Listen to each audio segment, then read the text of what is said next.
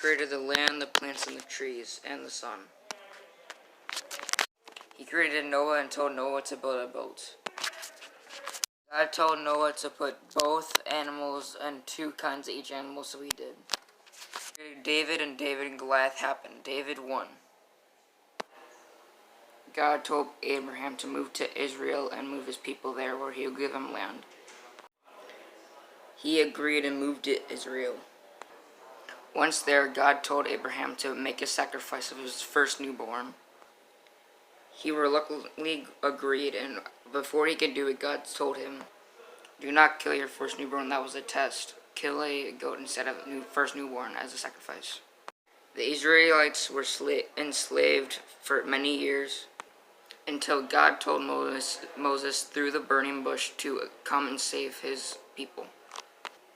Moses asked the Pharaoh to let his people go, but the Pharaoh declined.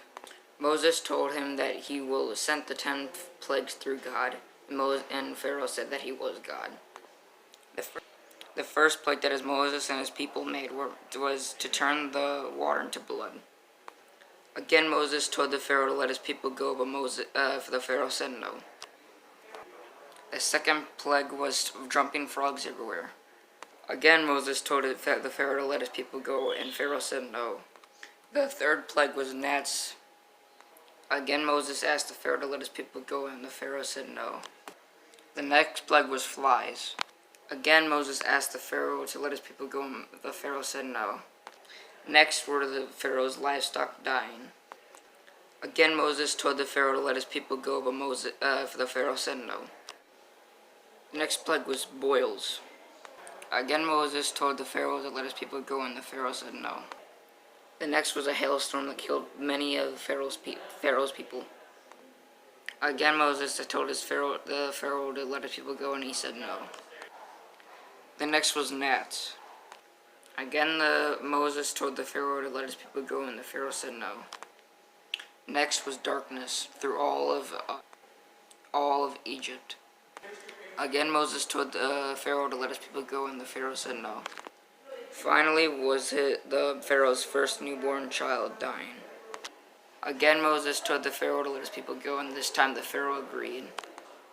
But the Pharaoh wanted to kill all of Moses' people, so Moses told God to let a passageway go over, or a Passover.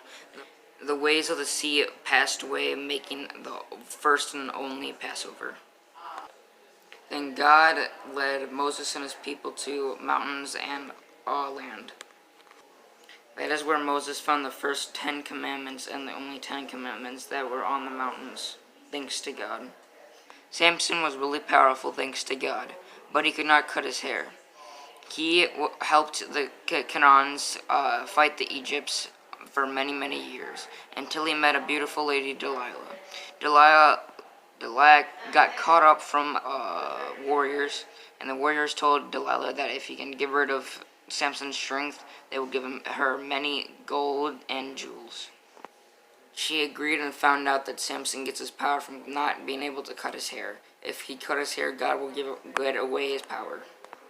Delilah cut Samson's hair while he was sleeping and making him powerless. With him being trapped up from the warriors, he said a prayer to God, hoping for more strength. God gave him strength, and he defeated all of the Egyptian people there. Saul was a monarch of Israel.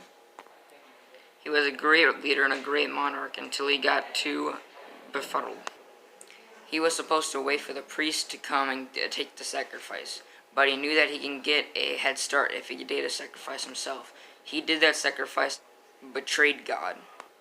Once the priest found out about this, he got rid of all of his power, making him powerless.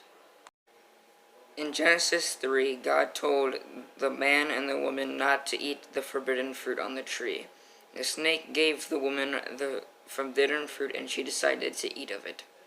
She gave this fruit to the man as well, and forsaken God. Once God found out of such things, he exiled both of the man and the woman out of his world and out of their world as well, forsaking them forever.